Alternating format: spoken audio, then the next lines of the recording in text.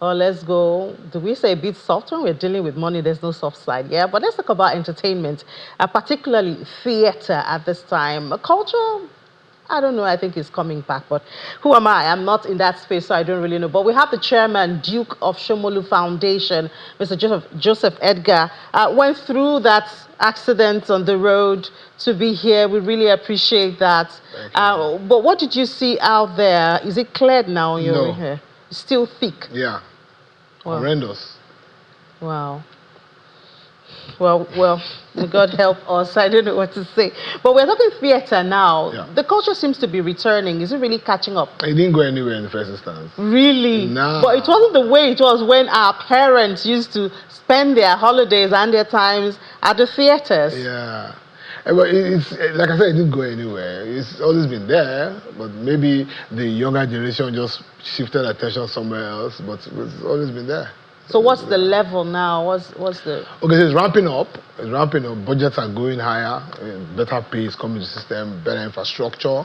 More awareness. We're filling up halls in strategic markets within the country. So it's better, but moving on well. Yeah, and you know, you talked about the young people, and it does seem if you want to catch the young people now, you have to infuse technology, digital. So even the theater plays and performances would not look the way. I mean, you watch some, especially the Asians, it's a theater play, but they do a lot of lights and a lot of, you know, aesthetics that make it look like you're watching even cartoons sometimes. Yeah, true. But that's funding. So that's funding, yeah? That's funding. So how is funding to the area? Tough. It's getting better, but it's still a long way off. Do you understand? And I think the main problem we face in theater is our very unique nature in that because it's live, there's a finite number of seats you can sell at any point in time. So by the time you say, okay, let me scale, that means you're trying to use technology to go digital, and it's no longer theater. Then you're now going to compete with Nollywood and all of that. So because the guys who provide the funds, either are sponsors or investors, you just see that at any point in time, you can only fill up 400 seats.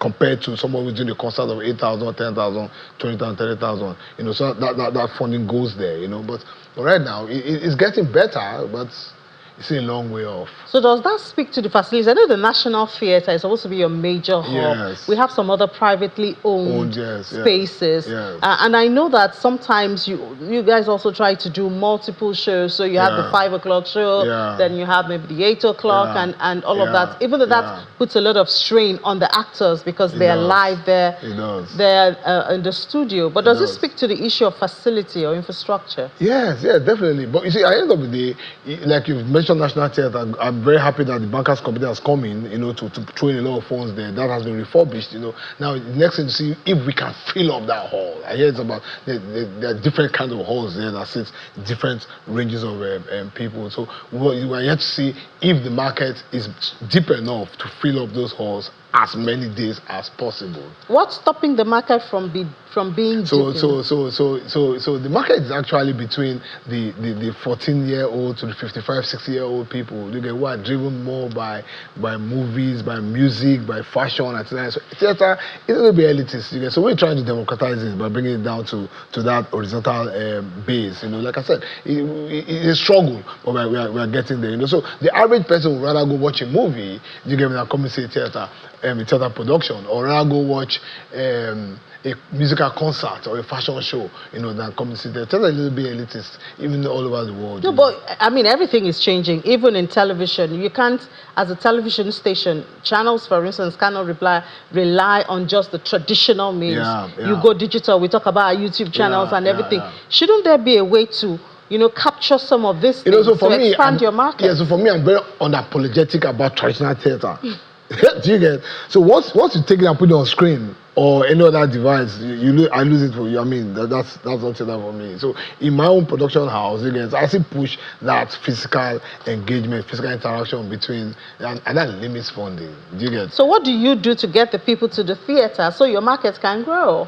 Maybe I'm the wrongest person to call to ask this question because I have my market. Do you understand? So I do 8 shows a year. You're happy with what you have? I'm happy. I'm going at a very good pace. You get? So I'm doing 8 shows a year. I started with 1 So what are you doing that some others are missing out?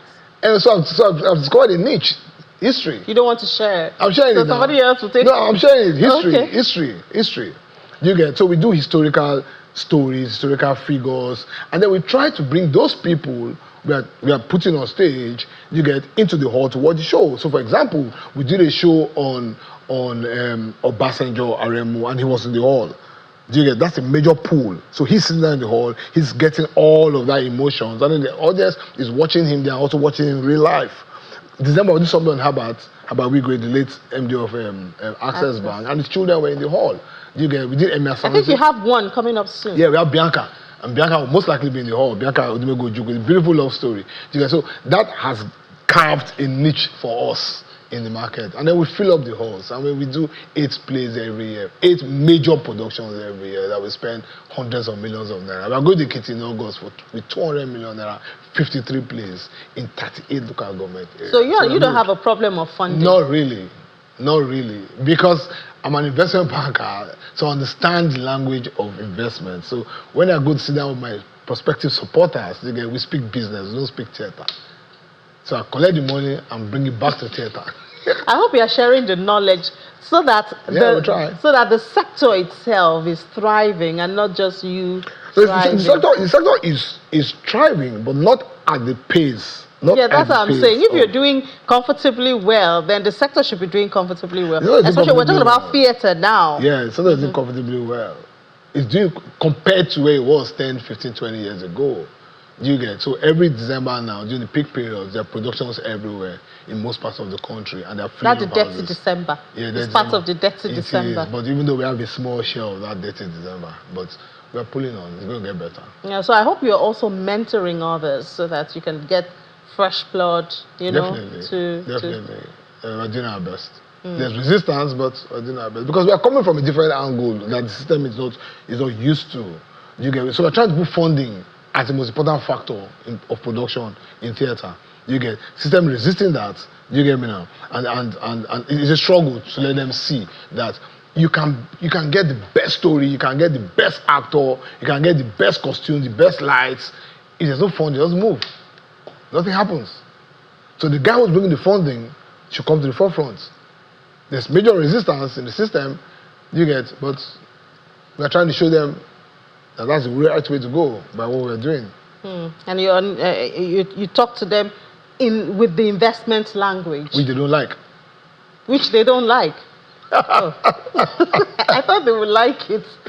I thought they would like it because everybody would want to. I mean, we just talked about CBEX and there's something they call artistic arrogance.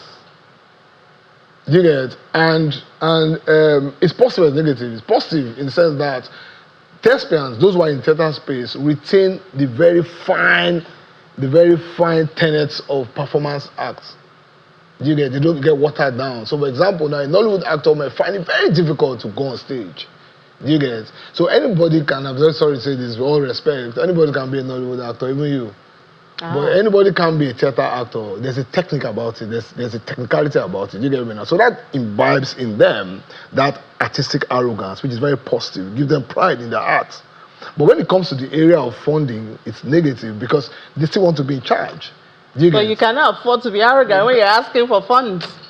So you teach them. I think you've been able to get over it as having the investment banking background. Yeah. All right.